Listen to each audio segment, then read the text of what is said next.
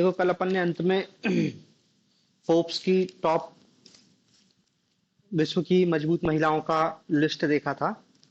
इसमें अब अगली न्यूज है अपने काम की। यूनाइटेड नेशन संयुक्त राष्ट्र सुरक्षा परिषद, यूनाइटेड नेशन सुरक्षा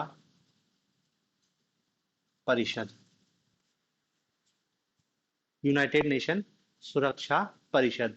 ये सुरक्षा परिषद में क्या है, कुछ नए सदस्यों का चुनाव हुआ है, तो उनके ही हमको नाम याद रखना है। 1 जनवरी 2024 से सुरक्षा परिषद में अस्थायी सदस्यों की संख्या। देखो यूएन सिक्योरिटी काउंसिल में टोटल सदस्य होते हैं 15 सदस्य। ठीक, इन 15 सदस्यों में 5 तो परमानेंट मेंबर हैं, स्थायी सदस्य। 10 होते हैं जो अस्थायी होते हैं। 10 होते हैं अस्थायी होते हैं जो 2 वर्ष के लिए चुने जाते हैं। 5 स्थायी सदस्य में तो कोई बदलाव नहीं होता है, वो तो हमेशा से वही है। यूएसए है, चीन है, रूस है, फ्रांस है, ब्रिटेन। 1 2 3 4 5, 5, ये 5 परमानेंट मेंबर है। ठीक है, बाकी 2 अस्थायी हैं। इनका चुनाव होते रहता है 2-2 साल के लिए। सभी देश इसमें नियुक्त होते रहते हैं। ठीक है, अब ये जो 5 स्थायी सदस्य हैं, देखो इसके पहले भी अपन ने जब वो इसराइल और फिलिस्तीन वाली न्यूज पढ़ी थी कि फिलिस्तीन को यूनाइटेड नेशन में मान्यता देने के लिए प्रस्ताव आया था, तो जब तक यूनाइटेड नेशन कोई भी प्रस्ताव पारित नहीं कर देती, जब तक वो यूनाइटेड नेशन सिक्योरिटी काउंसिल से अप्रूव्ड ना हो जाए। और यूनाइटेड नेशन सिक्योरिटी काउंसिल में ये 5 मेंबर हैं। इन 5 मेंबरों को वीटो प्राप्त है। वीटो, कि यदि इनने किसी चीज पर वीटो कर दिया तो प्रस्ताव पूरी तरीके से खारिज हो जाएगा।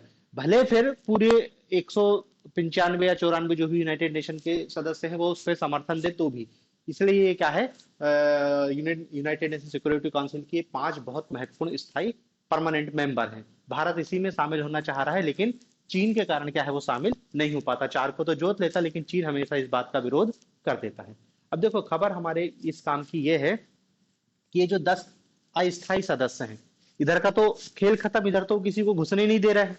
अस्थायी सदस्यों का चुनाव 2-2 वर्ष के लिए होता है। तो आपको ये याद रखना है कि 1 जनवरी 2024 से यूएन सिक्योरिटी काउंसिल में 10 अस्थायी सदस्यों में कुछ नए आए हैं। तो नए कौन कौन हैं? एक है अल्जीरिया, अल्जीरिया, सिएरा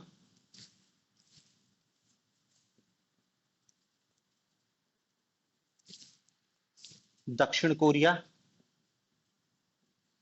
दक्षिण कोरिया, गुयाना, स्लोवेनिया, स्लोवेनिया। ठीक है ना?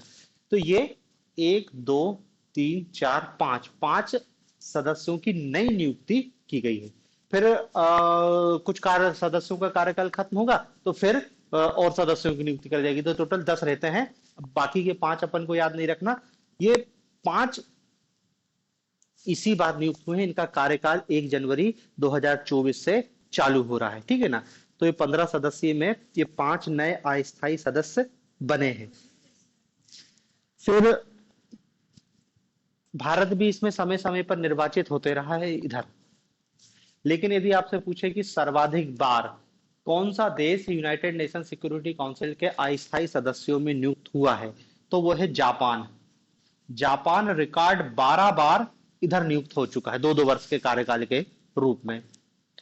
भारत 8 बार निर्वाचित हो चुका है, 8 बार। और भारत का अगला जो नंबर आएगा अब, वो शायद 2028-29 में आएगा। 2028-29 तक भारत फिर से यूएन सिक्योरिटी काउंसिल में पहुंचेगा अस्थायी रूप से। ठीक है, तो ये न्यूज है आपकी कि इतने सदस्य द्विवर्षीय सदस्यता में शामिल हुए हैं। ठीक है, फिर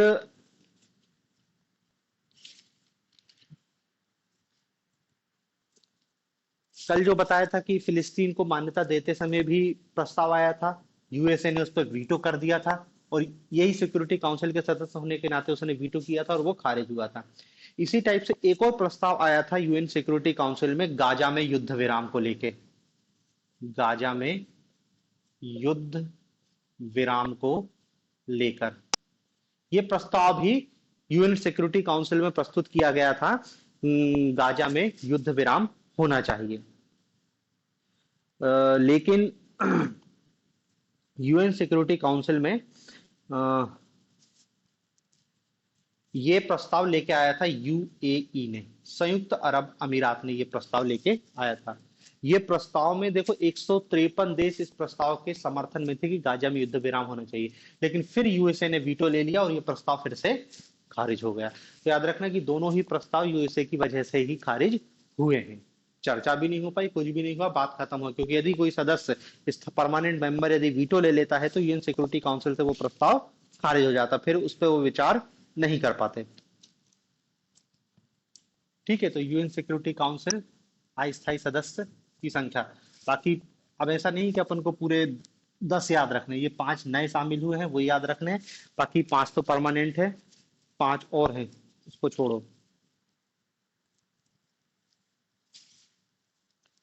कॉप 28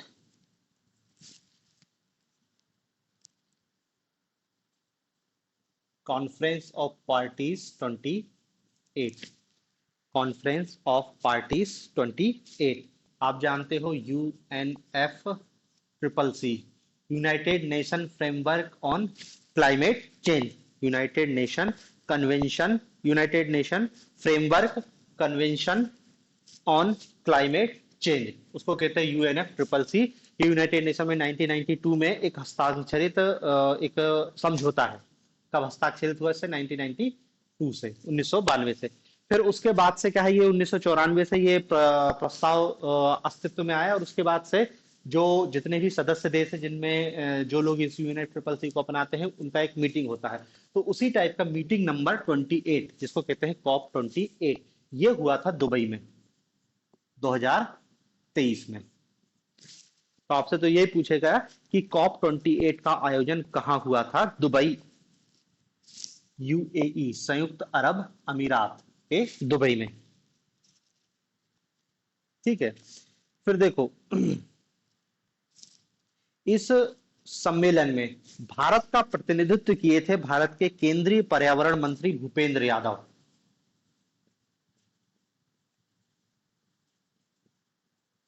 ये भारत के कौन थे? पर्यावरण मंत्री। ये भारत का ऑफिशियल प्रतिनिधित्व करते हैं।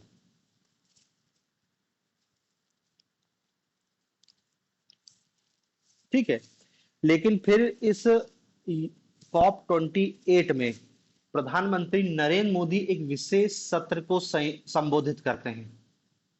नरेंद्र मोदी विशेष सत्र को संबोधित करते हैं।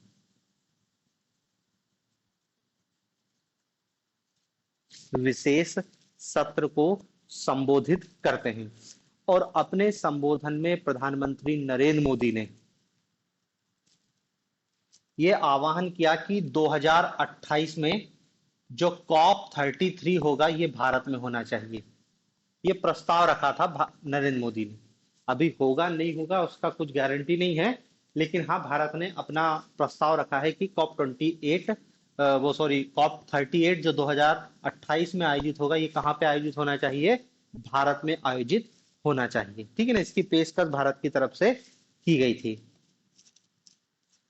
फिर देखो इस कॉप 28 में जो निकल के आया है वो आपको याद रखना है।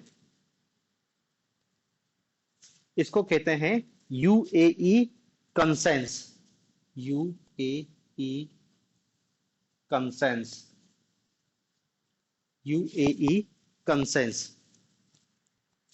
इसमें कहा गया है कि हमको न्यायोचित व संगत तरीके से, न्यायोचित व संगत तरीके से, न्यायोचित व संगत तरीके से विश्व जीवाश्म ईंधन पर निर्भरता कम करते हुए, विश्व जीवाश्म ईंधन पर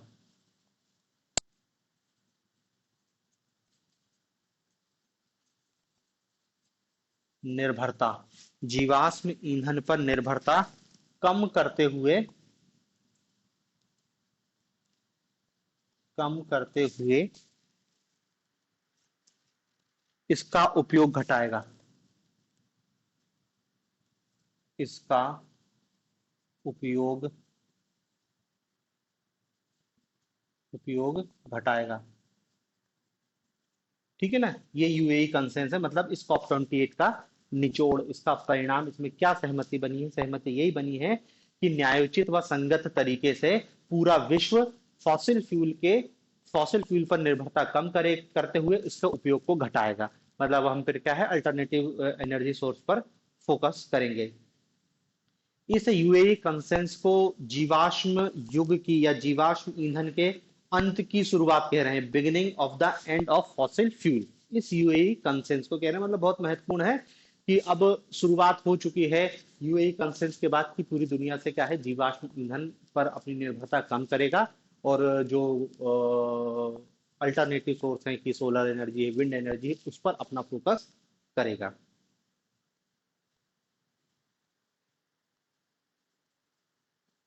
ठीक है, तो ये कॉप 28 था। चाहे तो कॉप 29 का आयोजन होगा अजरबैजान में। कॉप 29 अजरबैजान, अजरबैजान, अजरबैजान की राजधानी है बाकू, बाकू में आयोजित होगा कॉप 29। ठीक है ना। बाकी कॉप 28 की बहुत लिख रहे हैं कि भाई बहुत ऐतिहासिक समझौता है, कुछ भी हो, लेकिन इस महत्वपूर्ण समझौते से यूएसए बाहर रहा, चीन के राष्ट्रपति भी नहीं आए। तो ये दो तो सबसे मेन देश थे, यूएसए और चीन, तो दोनों राष्ट्रपति ने इस सम्मेलन में भाग नहीं लिया। ठीक है, बाकी तो आपको इतना ही याद रखना है, कॉप 28।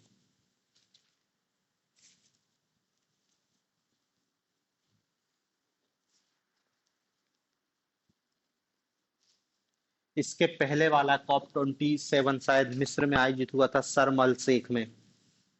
हाँ, मिस्र के शर्म अल शेख में आयोजित हुआ था 2022 में।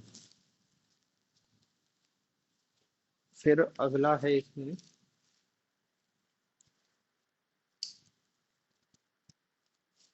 कृत्रिम बुद्धिमत्ता पर वैश्विक भागीदारी शिखर सम्मेलन।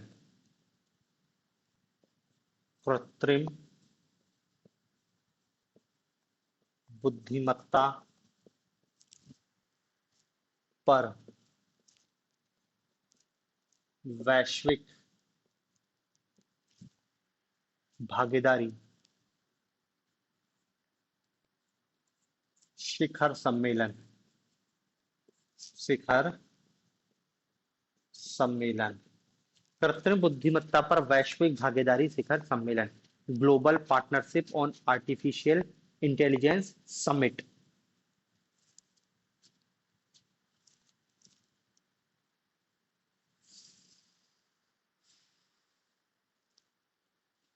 ठीक है, इसका आयोजन, ये सम्मेलन दिल्ली में आयोजित हुआ था। दिल्ली के जो जगह का नाम है भारत मंडपम, भारत मंडपम, GPAI शिखर सम्मेलन। ठीक है।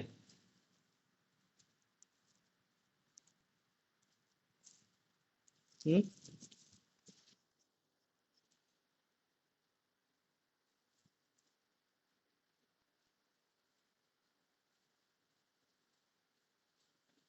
अब देखो ये, आप इसी से समझ रहे होंगे कि आर्टिफिशियल इंटेलिजेंस से पूरी दुनिया की भागीदारी करने के लिए एक समिट आयोजित कराई जा रही है, और ये समिट 2020 से चालू हुई है।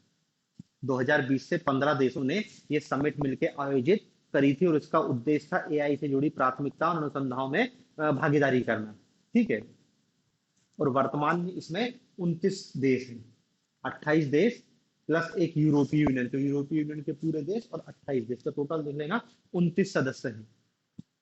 ठीक है, लास्ट वाला जो सम्मेलन है 2022 वाला, ये तो 2023 दिल्ली में हुआ था, 2022 हुआ था टोक्यो में हुआ था।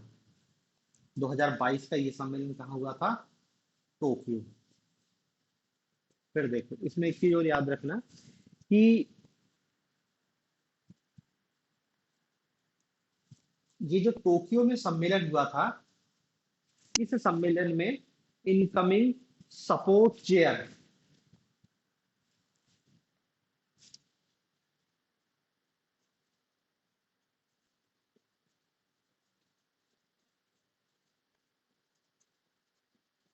ये भारत को चुना गया था। इनकमिंग सपोर्ट चेयर भारत को चुना गया था। और जो 2023 वाला सम्मेलन हुआ ना दिल्ली में, इसमें भी भारत को चुना गया है lead chair. Lead chair Bharat, lead chair भी भारत है। फिर 2024-25, 2024-25 के लिए इस समूह का आउट गोइंग सपोर्ट चेयर,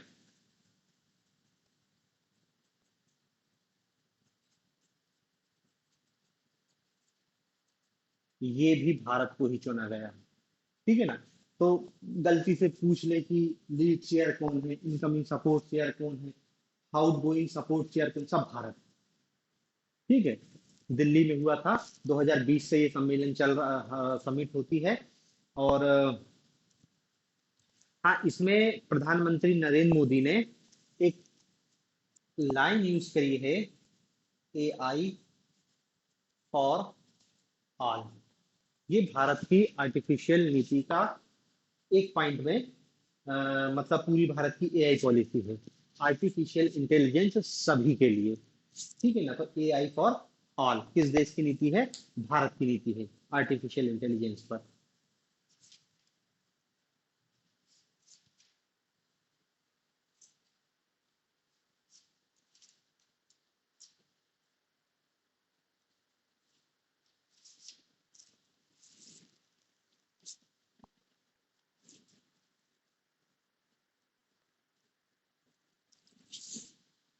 फिर देखो, दो एक जगह के राष्ट्रपति हैं।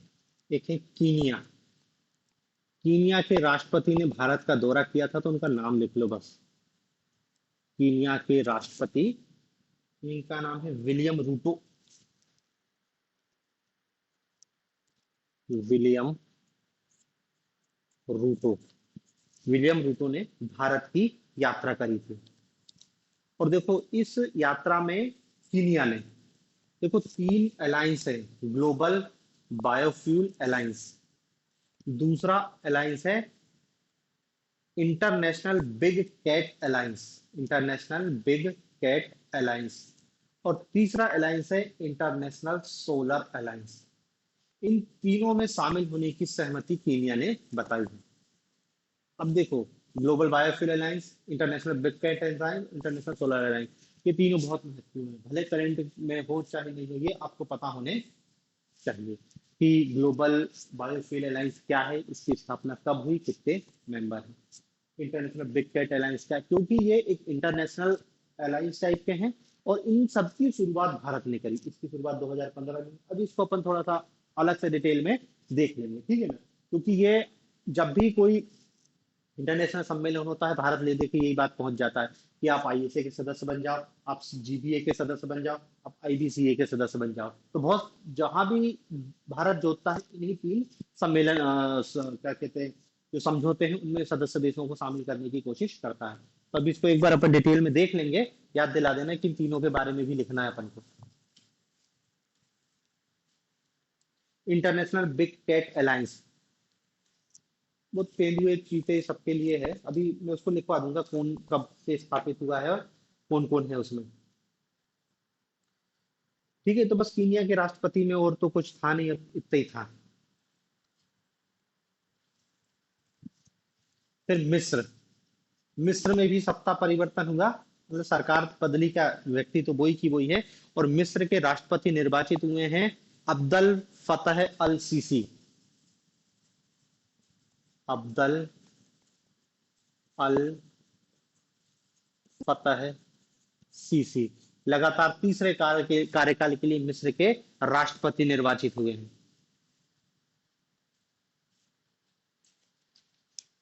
लगातार तीसरे कार्यकाल के लिए। फिर ओमान, ओमान के सुल्तान ने भारत की यात्रा करी थी जिनका नाम था हैतम बिन तारिक। हैथम बिन तारिक। हैथम बिन तारिक।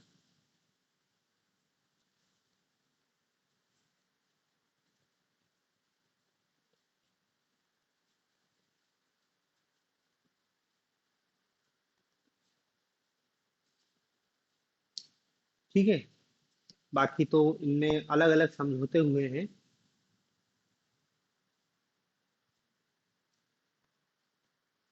कोई मतलब नहीं है समझौते, अपने कोई काम के नहीं है, अपने लिखते ही है बस। बस एक चीज और याद रख लेना कि अब ओमान में एक हिंदी पीठ की स्थापना को सहमति बनी है। हिंदी पीठ स्थापित होगी।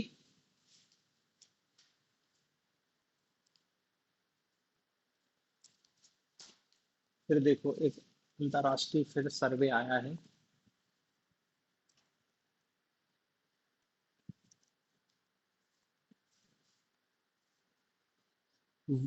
World wide cost of living report. World wide cost of living report. पर रहने के लिए दुनिया में सबसे सस्ती और सबसे महंगी सिटी कौन सी है, और इसको जारी किया है इकोनॉमिक्स इंटेलिजेंस यूनिट, ये संस्था है economics intelligence unit. Economic intelligence unit.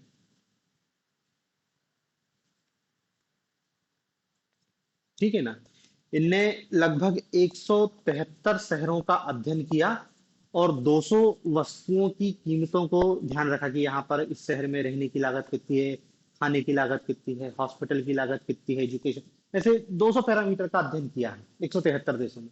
इस आधार पे इनने कहा कि विश्व के सबसे महंगे शहर, रहन सहन की दृष्टि से विश्व के सबसे महंगे शहर हैं सिंगापुर और ज्यूरिख। पहले नंबर पे दो हैं, सिंगापुर और ज्यूरिख। मतलब आप सिंगापुर और ज्यूरिख में रहते हो तो आपको सबसे ज्यादा पैसा खर्च करना पड़ेगा। अब देखो बाकी से तो अपन को कोई मतलब नहीं, अपन तो भारत के देखते हैं। भारत का शहर 163वें नंबर पर आता है, चेन्नई। और चेन्नई के बाद आता है 166वें नंबर पर अहमदाबाद। अहमदाबाद। और 173वें नंबर पर है दशमिक, सीरिया का। दशमिक सबसे अंतिम पे है, दशमिक सीरिया का शहर।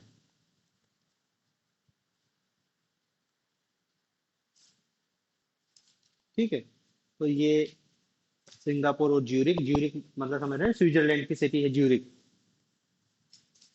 ये दोनों दुनिया में सबसे महंगे शहर है रहने के हिसाब से। अब स्वाभाविक सी बात है, महंगे होंगे तो सबसे अच्छे ही होंगे। स्विट्जरलैंड वैसे ही सबसे महंगा, तीसरे नंबर पर स्विट्जरलैंड का ही शहर है जिनेवा।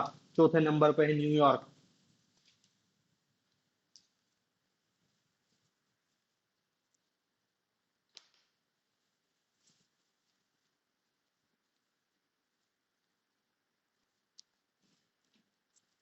फिर इसमें world association of investment promotion agency. World association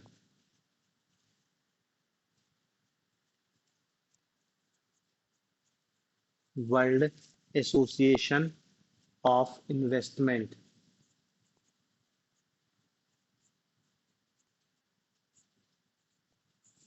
world association of investment promotion agency. Promotion agency. ठीक है। इसका 27वां निवेश सम्मेलन ये आयोजित हुआ था भारत में। 28 नंबर का इसका सम्मेलन कहाँ पे आयोजित हुआ है? भारत में। ठीक है। और इस ये पहली बार ये सम्मेलन भारत में आयोजित हुआ है, और इस सम्मेलन की थीम थी निवेशकों को सशक्त बनाना, आईपीए भविष्य के विकास में अग्रणी। ये इसकी थीम थीम क्या थी? निवेशकों को सशक्त बनाना।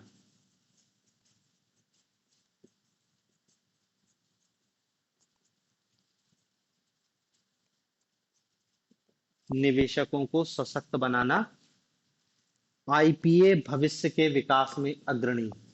आईपीए भविष्य के विकास में अग्रणी, ये इस सम्मेलन की थीम थी। ठीक है ना? आईपीए वर्ल्ड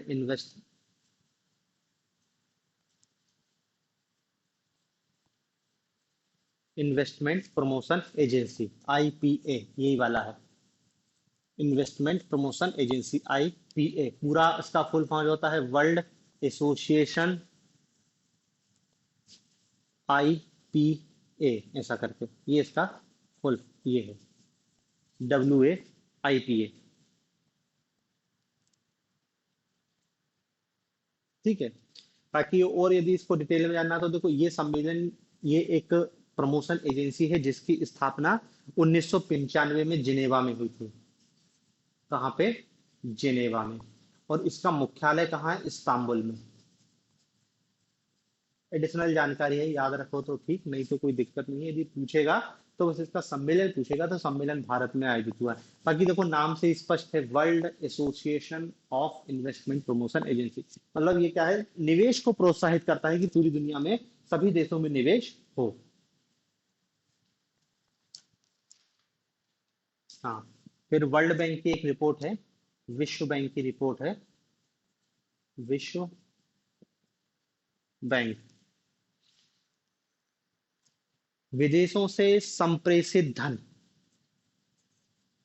विदेशों से संप्रेषित धन को लेकर, रेमिटेंस जो पूरी दुनिया में आता है उसको लेके रिपोर्ट है। ये रिपोर्ट कहती है कि पूरी दुनिया में सर्वाधिक रेमिटेंस भारत में प्राप्त होता है। भारत दूसरे नंबर पर है, मैक्सिको।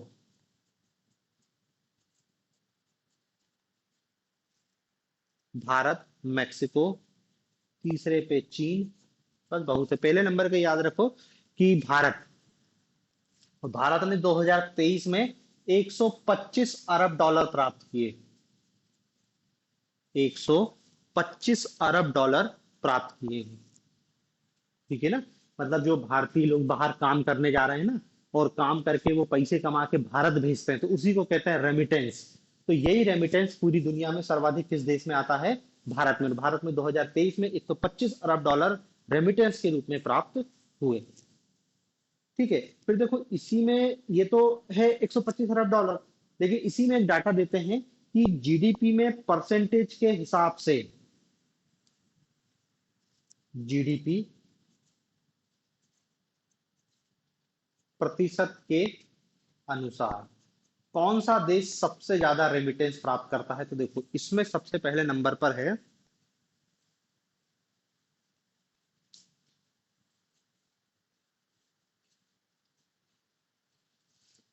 ताजिकिस्तान।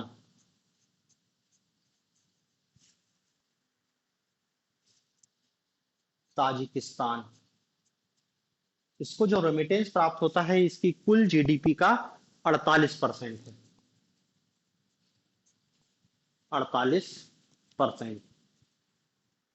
समझ रहे दोनों में अंतर क्या है? देखो ठीक है ना, मतलब प्रतिशत के रूप में भारत भले 125 अरब डॉलर प्राप्त कर रहा है, लेकिन भारत की जीडीपी बहुत बड़ी, ताजिकिस्तान की जीडीपी उतनी बड़ी नहीं है। तो सोचो उसकी टोटल जितनी जीडीपी है उसका 48% वो रेमिटेंस के रूप में प्राप्त कर रहा है। तो दोनों डाटा याद रखना। पूछेगा तो वैसे भारत है तो भारत के हिसाब से ही पूछेगा, बाकी अपने कोई काम तो नहीं।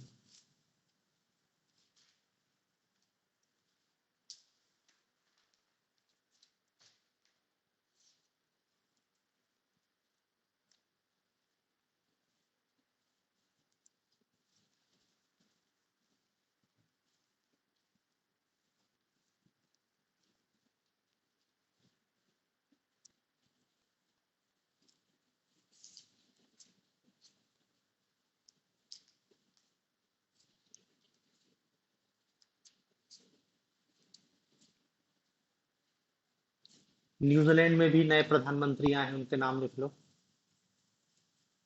न्यूजीलैंड, न्यूजीलैंड के नए प्रधानमंत्री हैं क्रिस्टोफर लक्सन।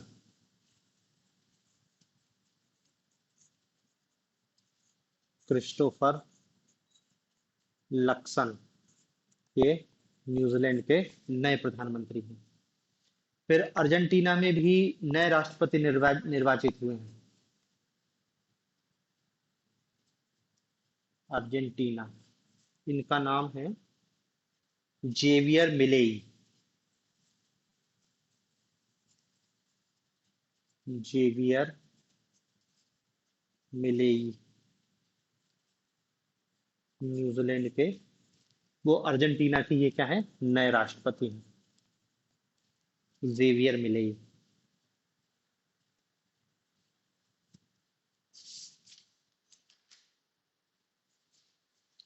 फिर अफगानिस्तान, अफगानिस्तान ने भारत से अपना राजदूत का कार्यालय बंद कर दिया है। अफगानिस्तान ने भारत स्थित दूतावास बंद करा। अफगानिस्तान ने भारत में जो उसका दूतावास था उसको क्लोज कर दिया।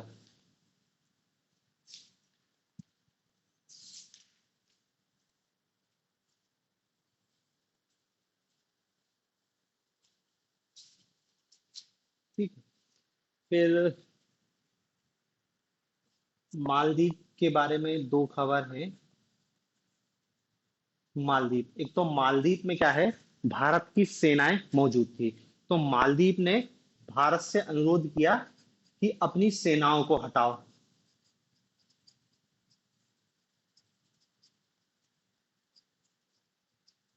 भारत से अपनी सेना हटाने का अनुरोध किया, ठीक है ना, कि तुम्हारी सेनाओं को हटाओ।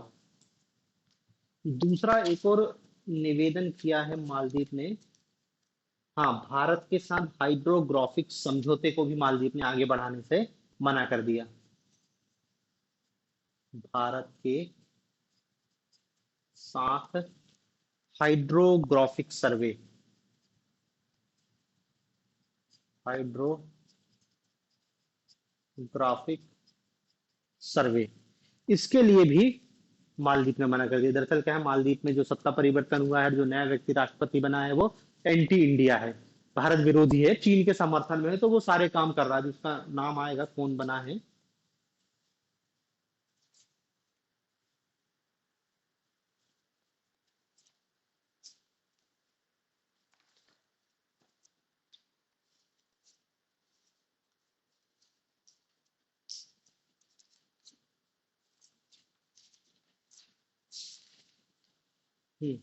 मालदीव के राष्ट्रपति लिख लो, जो एंटी इंडिया है, जो सारे ऐसे फैसले ले रहा है भारतीय।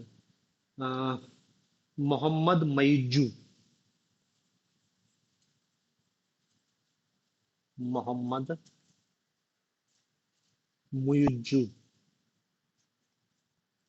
ये मालदीव के नए राष्ट्रपति निर्वाचित हुए हैं, और ये निर्वाचित होने के साथ साथ ही क्या है, एंटी इंडिया है।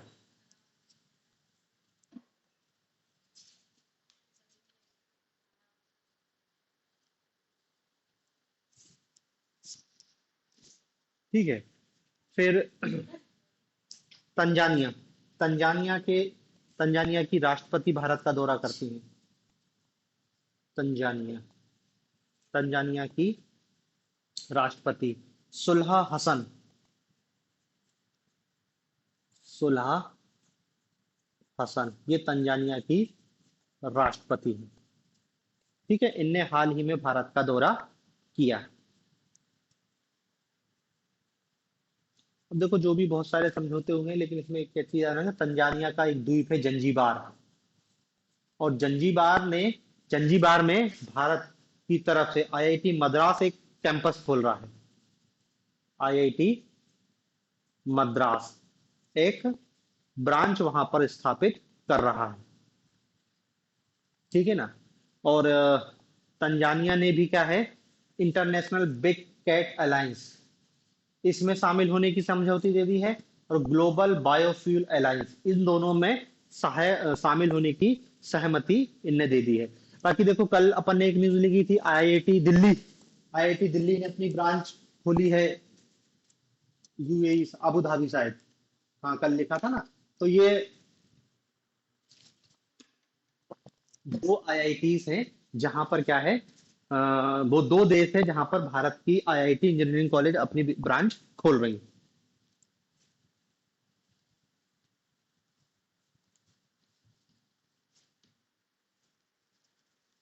फिर अगला लिखो, 2028 में ओलंपिक खेल होंगे अमेरिका के लॉस एंजलिस में।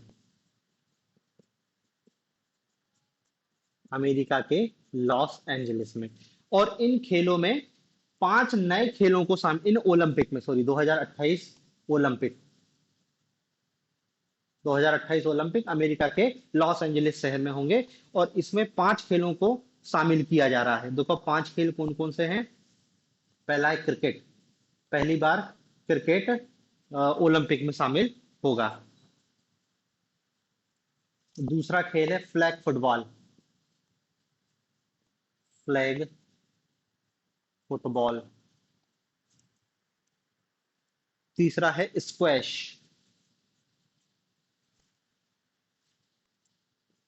स्क्वाश। चौथा है लैक्रोस। और पांचवा है बेसबॉल, बेसबॉल या इसी को सॉफ्ट बॉल भी कहते हैं। ये पांच खेल इस ओलंपिक में शामिल होंगे। जहां तक क्रिकेट की बात है तो क्रिकेट का T20 फॉर्मेट ही होगा। टेस्ट टेस्ट में सिर्फ T20 रूप को ही खेला जाएगा। दरअसल क्या है कि क्रिकेट सबसे पहले 1900 में जो ओलंपिक हुए थे पेरिस में, इसमें क्रिकेट को शामिल किया गया था। लेकिन तब क्रिकेट की दो ही टीम होती थी, एक इंग्लैंड थी और एक फ्रांस थी। दो ही टीम थी केवल, इंग्लैंड और फ्रांस। तो पहली बार क्रिकेट को ओलंपिक में, पेरिस ओलंपिक में शामिल किया गया था। और इंग्लैंड ने जीता था वो मैच। तब से लेके पूरी तरीके से बाहर है ओलंपिक से क्रिकेट। ठीक है। फिर इसमें एक मिनट रखना।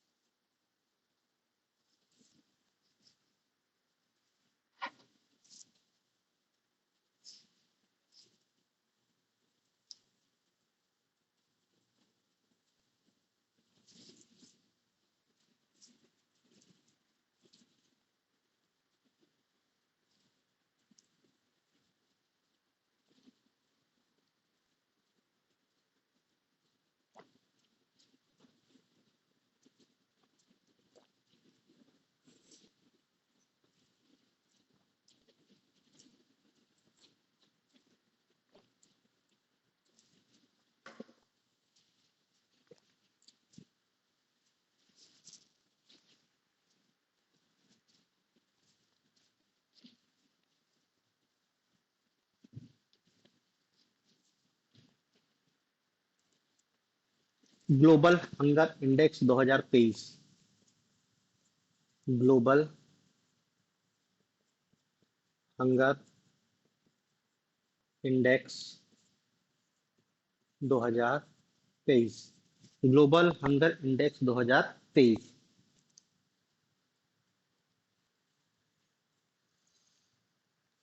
ग्लोबल हंगर इंडेक्स 2023 125 देशों के लिए जारी किया गया था। इन 125 देशों में भारत की जो रैंक है 111वां, 111वां स्थान किसका रहा? भारत का रहा। ठीक है। 112वां स्थान, 111वां स्थान रहा भारत का। दरअसल देखो क्या है, 125 देश हैं, लेकिन ग्लोबल हंगर इंडेक्स 2023 136 देशों के लिए बनाया जा रहा था। लेकिन बाकी देशों से डाटा नहीं मिल पाया, तो अंत में इनने 125 देशों के लिए ही ये रिपोर्ट जारी कर दी। फिर इस ग्लोबल हंगर इंडेक्स में दरअसल भारत का जो स्कोर है वो सूचकांक में 28.7 आकलित किया गया है। 28.7। ठीक है। दरअसल ये भी क्या है, वो लोकतंत्र सूचकांक जैसा रैंक देता है। जैसे 0 से 100 के बीच नंबर देता है, आपके देश में भुखमरी की क्या स्थिति है। ग्लोबल हंगर इंडेक्स 0 से 100, यदि आपके देश में स्थिति बहुत खराब है तो आपका स्कोर धीरे धीरे बढ़ता जाएगा। जैसे 0 से 9.9 तक स्कोर है तो ये बोलेंगे लो, मतलब भुखमरी की स्थिति चिंताजनक नहीं है। यदि 10 से 19.9 तक स्कोर है तो मॉडरेट, मतलब भूख भुखमरी तो है लेकिन ठीक है, कंट्रोल में है। फिर 20 से 34.9 है तो ये बोलेंगे सीरियस। भारत का स्कोर 28.7 है, मतलब भारत में भुखमरी की स्थिति कैसी है, सीरियस है। फिर इसके ऊपर 35 से 49.9 अलार्मिंग। ठीक है ना, मतलब बहुत ही खतरनाक स्थिति है।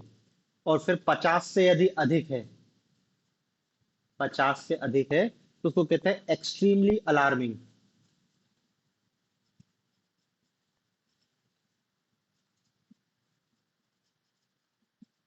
Extremely alarming. ठीक है। इसमें एक चीज अच्छी यह है कि 2023 के इंडेक्स में किसी भी देश की स्थिति एक्सट्रीमली अलार्मिंग नहीं बताई गई है। भारत सहित, भारत जो है ना सीरियस देशों की इस लिस्ट में, तो इसमें 34 देश आते हैं, भारत सहित 34 देश हैं जहां पर भूख की स्थिति सीरियस है। बाकी तो 50 देश लो में है। मॉडरेट में लगभग 37 देश हैं। वो छोड़ो, अपन को उससे कोई मतलब नहीं। भारत की स्थिति 111वीं है। भारत का स्कोर 28.7 है। भारत की स्थिति कैसी है, सीरियस। क्यों? क्योंकि 20 से 34.9 तक ये सीरियस स्थिति में कहते हैं। कोई भी देश एक्सट्रीम अलार्मिंग स्थिति में नहीं, मतलब किसी भी देश में ग्लोबल हंगर इंडेक्स में जो सूचकांक है वो 50 को क्रॉस नहीं किया है। फिर ये जो ग्लोबल हंगर इंडेक्स तैयार किया जाता है, ये तैयार कौन करता है, संस्था। तो देखो, दो संस्थाएं मिलकर तैयार करती हैं। जर्मनी की एक संस्था है, तो गैर सरकारी संगठन है जो ये रिपोर्ट तैयार करते हैं। एक है वेल्थन ग्रेलाई ग्रेहाई।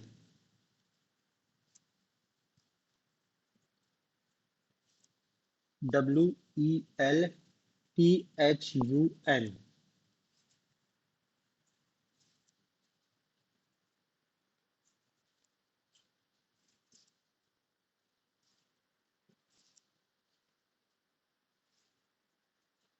एक तो ये संस्था है, और दूसरी संस्था है कंसर्न वर्ल्ड वाइड।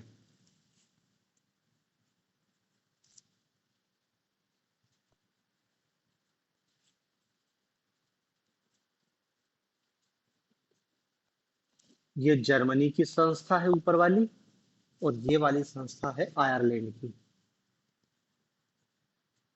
आयरलैंड, ठीक है ना। ये दो संस्थाएं मिलकर ग्लोबल हंगर इंडेक्स तैयार करती हैं। अब सवाल ये है कि ये इंडेक्स किन पैरामीटर के आधार पर तैयार किया जाता है। तो ये 4 पैरामीटर होते हैं, ये भी बहुत महत्वपूर्ण है इसके ग्लोबल हंगर इंडेक्स का पैरामीटर। एक है under nutrition. Under nutrition. Under nutrition. दूसरा पैरामीटर है इसका child wasting. Child wasting.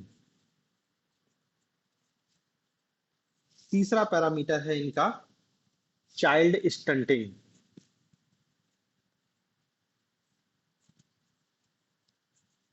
Child stunting. और चौथा पैरामीटर है इनका चाइल्ड मॉर्टेलिटी।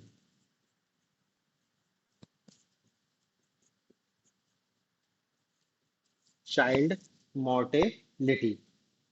ठीक है ना। मतलब देखो, 4 आधार है। अंडर न्यूट्रिशन मतलब वही कुपोषण। चाइल्ड स्टंटिंग, चाइल्ड वेस्टिंग, दोनों का मतलब, एक का मतलब यह है कि बच्चे की हाइट उम्र के अनुपात में नहीं है, और बच्चे का वजन बच्चे की उम्र के हिसाब से कम है। और चौथा है चाइल्ड मोर्टेलिटी, मतलब शिशु मृत्यु दर। इन चार आधारों पर ग्लोबल हंगर इंडेक्स रिपोर्ट तैयार की जाती है। ठीक है ना। चाइल्ड वेस्टिंग, अंडरवेट बच्चे 5 साल से कम, चाइल्ड स्टंटिंग, हाइट वाले कम। स्टंटिंग मतलब 5 साल के बच्चों तक की हाइट उस अनुपात में नहीं बढ़ी पड़ी है, और वेस्टिंग मतलब उनका वजन उस अनुपात में नहीं बढ़ा है। ठीक है, तो ये ग्लोबल हंगर इंडेक्स रिपोर्ट है।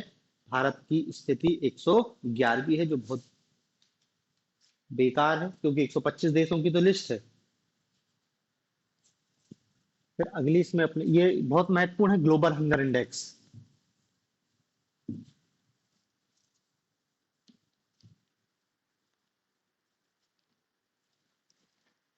ठीक है, फिर अगली इसमें अपने काम की खबर है। देश में महिला श्रम भागीदारी। भारत में महिला श्रम बल, मतलब भारत में वर्क फोर्स में महिलाओं की हिस्सेदारी कितनी है। तो देखो, जो महिलाओं की हिस्सेदारी बताई गई है, वो बताई गई है 37%, 2022-23 में। जो टोटल श्रम बल है, उसमें महिला श्रम बल भागीदारी दर 37% है।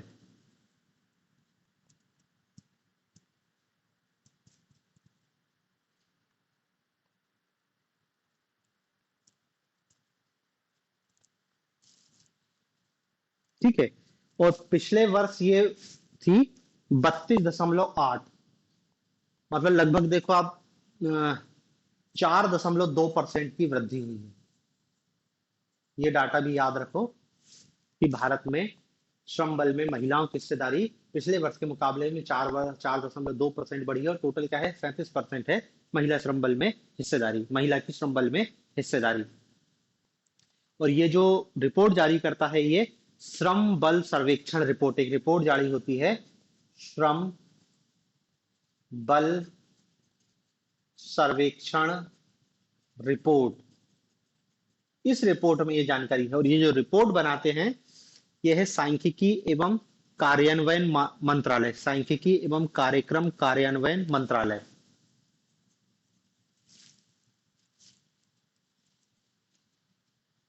सांख्यिकी एवं कार्यक्रम कार्यान्वयन मंत्रालय। ठीक है, ये इस रिपोर्ट को जारी करता है।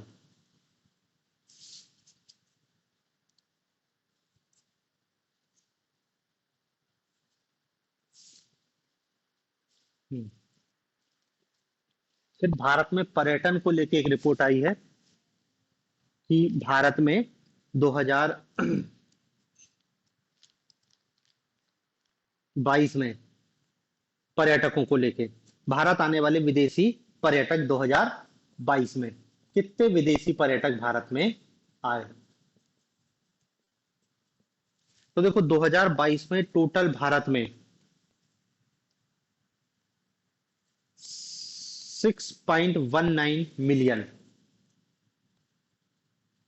6.19 मिलियन विदेशी पर्यटक भारत में आते हैं। ठीक है, इनमें सबसे ज्यादा आते हैं अमेरिका से, टोटल पर्यटक का 22.19%।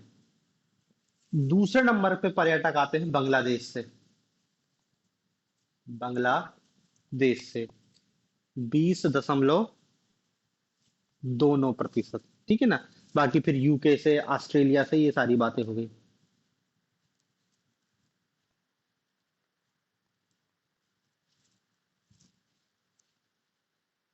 ठीक है, इसके अपोजिट कि भारत से सबसे ज्यादा लोग विदेश में किस देश में जाते हैं, तो देखो, भारत से सबसे ज्यादा लोग जाते हैं संयुक्त अरब अमीरात में, पहले नंबर पर।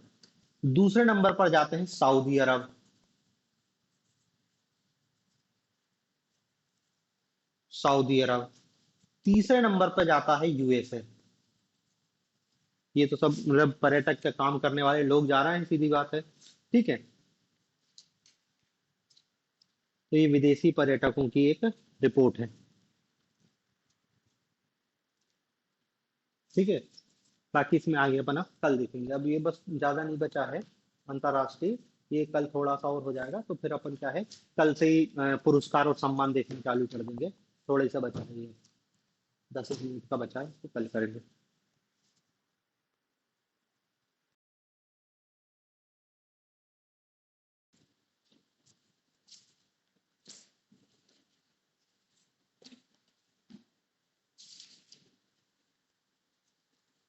G20 का सम्मेलन हुआ था भारत में।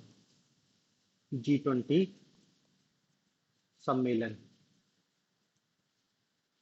G20 सम्मेलन नई दिल्ली में आयोजित हुआ था, और ये 18वां शिखर सम्मेलन था G20 का। वैसे अपन इसको देख चुके हैं मेरे हिसाब से, फिर भी थोड़ा सा तो देख लो, कम से कम एक बार रिवाइज हो जाएगा। ये जो सम्मेलन हुआ था, इस सम्मेलन की थीम थी one earth one family one future.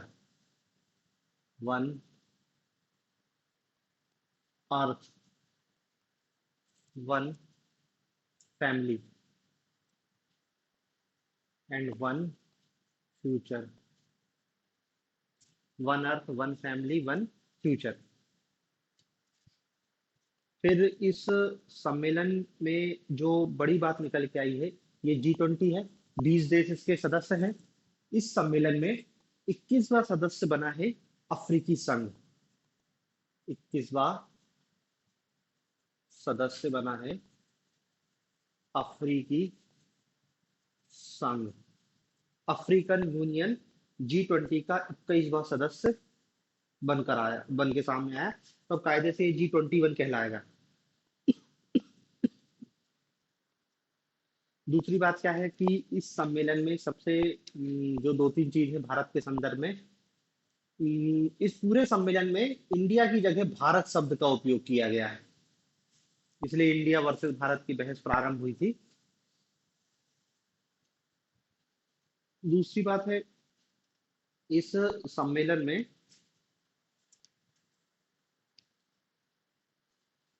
Bharat ने, देखो कल ही मैंने बताया था, जो ग्लोबल बायोफ्यूल अलायंस, इसकी घोषणा की है। ग्लोबल बायोफ्यूल अलायंस, इसमें शामिल होने के लिए सदस्य देशों से भारत ने एक टाइप से अपील करी है। इसके थोड़े दिन पहले, शायद अगस्त सितंबर में, ये ग्लोबल बायोफ्यूल अलायंस का गठन हुआ था। अभी हम उसको देखेंगे अलग से। ठीक है ना। तो इस G20 में भारत ने ये इसमें शामिल होने की अपील की है। दूसरा, भारत मध्य पूर्व यूरोप आर्थिक कॉरिडोर। भारत मध्य पूर्व यूरोप, भारत मध्य पूर्व यूरोप आर्थिक कॉरिडोर, आर्थिक कॉरिडोर, इसमें भी भारत ने इसके निर्माण की घोषणा भारत ने की है, और इसमें सदस्य देशों को शामिल होने की बात की। देखो ये भी बहुत महत्वपूर्ण है, इसको भी थोड़ा सा भी हमको डिटेल में जानना पड़ेगा, क्योंकि ये चीन का वर्ल्ड में जो BRI प्रोजेक्ट है, बेल्ट एंड रोड इनिशिएटिव, उसके जवाब में भारत ने भारत मध्य पूर्व यूरोप आर्थिक कॉरिडोर की घोषणा करी है। ठीक है। बाकी तो और कुछ G20 में था नहीं है जो था। अपन ने इसको पहले बहुत डिटेल में देखा है, पुराने वीडियो में पढ़ा होगा। G20 सम्मेलन देख लेना, जो अगस्त सितंबर की पीढ़ी का होगा, तो उसमें पूरा डिटेल में पढ़ा था अपन ने। अभी बस अपने लिए इतना ही काम का है। फिर आसियान शिखर सम्मेलन, आसियान शिखर सम्मेलन 43वां, 43वां आसियान शिखर सम्मेलन, और ये आयोजित हुआ है इंडोनेशिया, नहीं, इंडोनेशिया,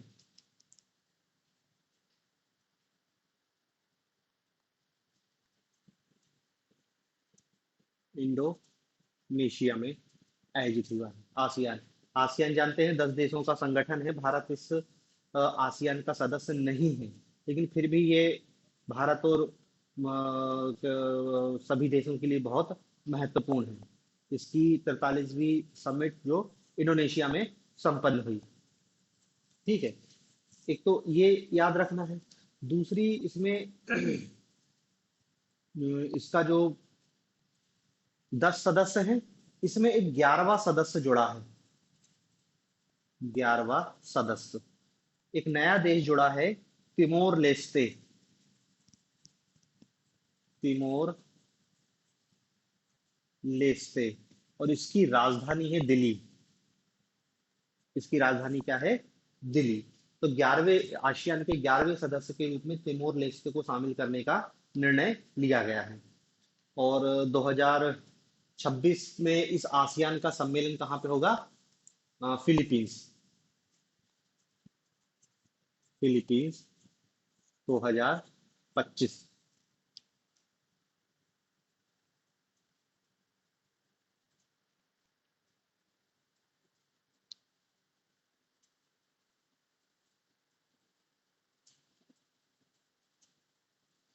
मतलब अध्यक्ष इसको फिलीपींस को बनाया गया है। आगे आने वाले, मतलब यहाँ से इंडोनेशिया के बाद अध्यक्षता किसके पास पहुंच गई? फिलीपींस। दरअसल पहले इसकी अध्यक्षता म्यांमार को सौंपी गई थी, लेकिन म्यांमार में वो फिर सैनिक शासन और बहुत लफड़े हुए, तो उसको उससे लेकर किसको सौंप दी गई है? फिलीपींस को। फिलीपींस अब इस आसियान का अध्यक्ष रहेगा अगले सम्मेलन तक। फिर देखो, इस आसियान के साथ एक चीज और याद रखना, ASEAN+3। ASEAN+3 तीन देश और कौन कौन से हैं जो आसियान के साथ स्पेशल बैठक करते हैं? चीन, दक्षिण कोरिया और जापान। चीन, दक्षिण कोरिया एंड जापान। ठीक है। फिर इसी आसियान के साथ एक और समिट होती है जिसका नाम है पूर्वी एशियाई शिखर सम्मेलन। पूर्वी एशिया शिखर सम्मेलन।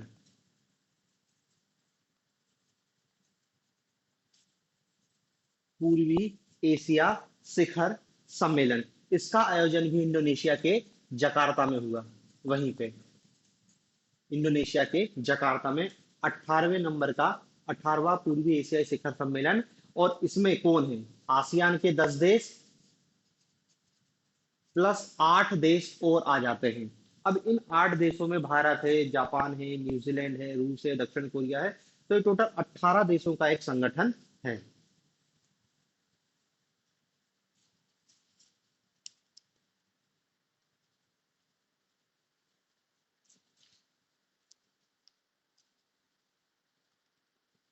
ठीक है। इस पूर्वी एशियाई शिखर सम्मेलन का अगला जो सम्मेलन है वो लाओस में होगा। लाओस। लाओस।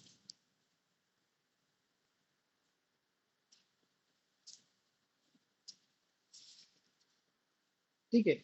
और यार, आसियान का भी अगला सम्मेलन लाओस में ही है। फिलीपींस को उसकी अध्यक्षता जरूर सौंपी गई है,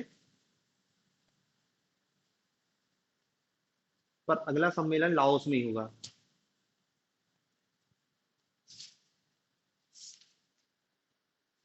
बस इतना ही है आसियान से अपने काम का। फिर सिंगापुर के नए राष्ट्रपति बने हैं जो भारतीय मूल के हैं। सिंगापुर के राष्ट्रपति, जिनका नाम है सन मुगरत्नम, थर्मन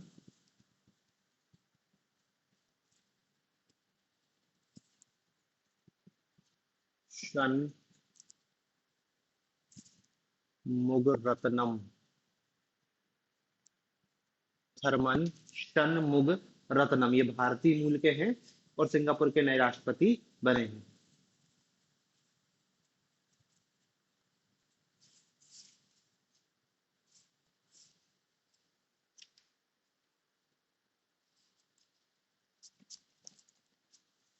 अगली जो काम की है, वैश्विक नवाचार रैंकिंग। वैश्विक नवाचार रैंकिंग, ग्लोबल इनोवेशन इंडेक्स 2023, 132 देशों में, 132 देशों के लिए लिस्ट जारी की गई थी। इसमें भारत का 40वां स्थान है। भारत का स्थान कितना है? 40वां। और ये जारी कौन करता है? ये जारी करता है वीपो, world intellectual property organisation. World intellectual property organisation वीपो द्वारा ये इंडेक्स जारी किया जाता है और इसमें भारत को 40वां स्थान दिया गया है। इसमें पहले नंबर पर है स्विट्जरलैंड। स्विट्जरलैंड। बस इतने ही काम का है, अपनी और कोई मतलब नहीं।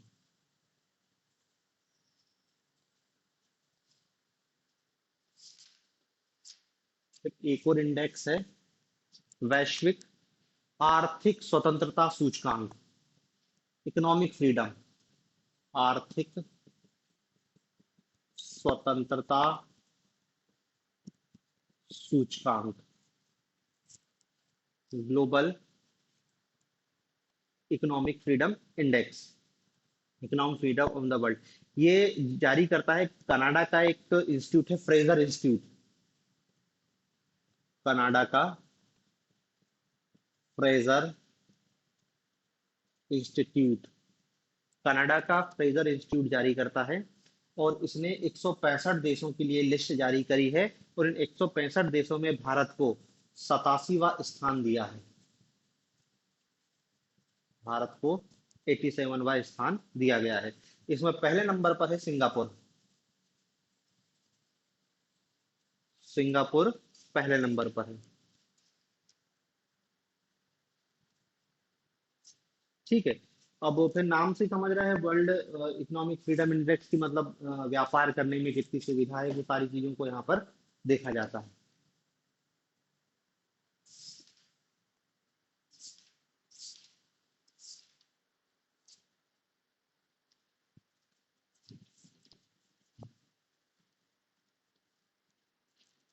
फिर देखो अगली जो न्यूज है, ब्रिक्स का 15वां सम्मेलन।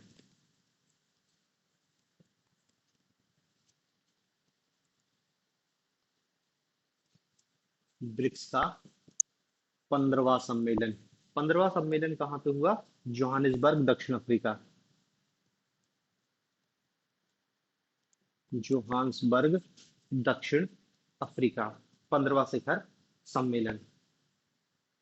अब देखो इस शिखर सम्मेलन में, अब बाकी ब्रिक्स की तो बेसिक जानकारी आपको है ही। इसमें यह निर्णय लिया गया है कि 6 नए सदस्य शामिल होंगे। 6 नए सदस्य, मतलब देखो 1 2 3 4 5, 5 पहले थे और 6 अब शामिल हो रहे हैं। 6 कौन कौन शामिल होंगे उनमें? पहला है अर्जेंटीना। अर्जेंटीना।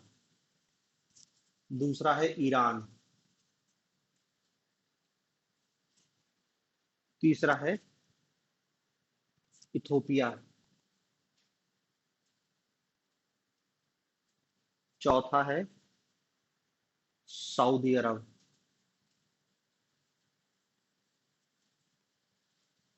पांचवा है मिस्र।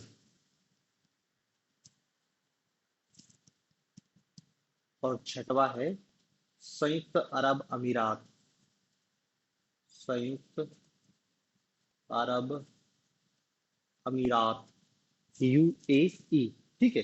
तो ये 1 जनवरी 2024 से ये 6 सदस्य शामिल हो जाएंगे। तो ब्रिक्स क्या है, 11 सदस्यीय हो जाएगा। लेकिन देखो अब इसमें अभी जो न्यूज आ रही है, अर्जेंटीना ने मना कर दिया है। उस टाइम तो सहमति दे दी थी, उस सम्मेलन में इनको अर्जेंटीना आया भी था और अर्जेंटीना को ब्रिक्स के तहत शामिल भी कर लिया गया था।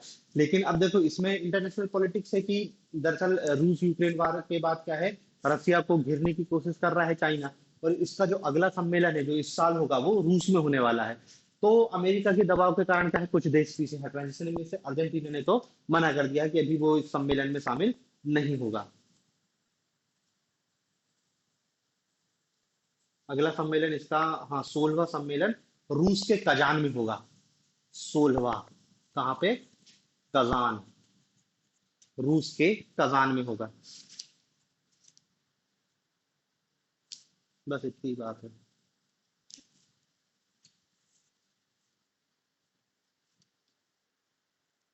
फिर देखो इसमें ये है, हाँ, प्रधानमंत्री नरेंद्र मोदी को ग्रीस का सर्वोच्च पुरस्कार दिया गया है।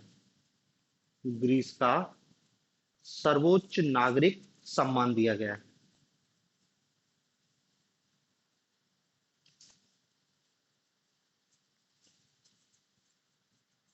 16वां ब्रिक्स का सम्मेलन कहाँ पे होगा, अगला मतलब 15वां तो हो गया, 16वां कजान में होगा, कजान रूस।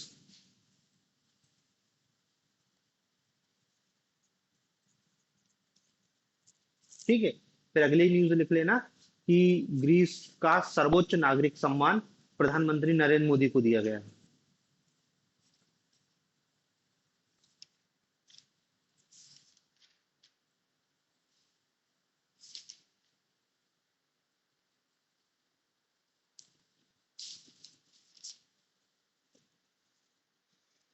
फिर इसमें अगली न्यूज लिखना, फॉर्चून ग्लोबल 500 कंपनी, अमेरिकी की पत्रिका है फॉर्च्यून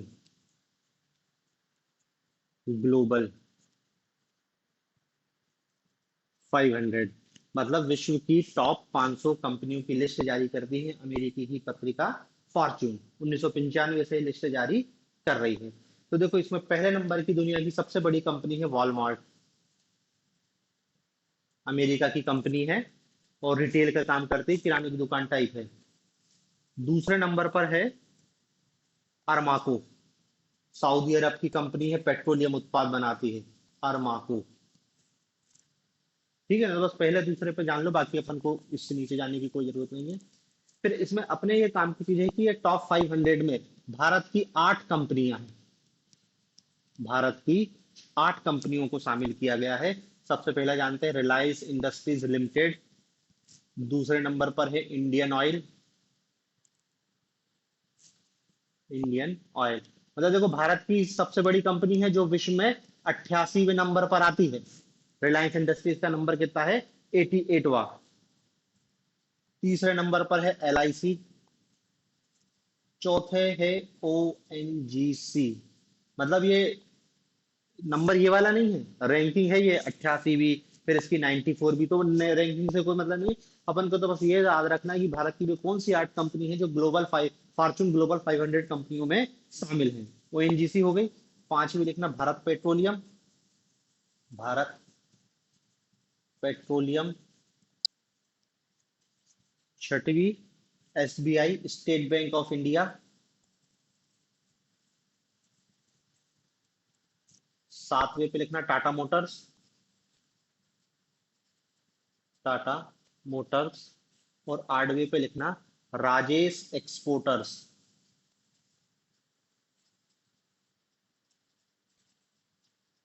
राजेश एक्सपोर्टर्स। ठीक है, और इन 500 कंपनियों में से सबसे ज्यादा 143, सॉरी 142 कंपनियां चीन की हैं, चीन की हैं। फिर दूसरे नंबर पर है अमेरिका जिसकी 136 कंपनियां हैं। यूएसए की कितनी, 136 कंपनियां हैं। ठीक है, तो ये ग्लोबल 500।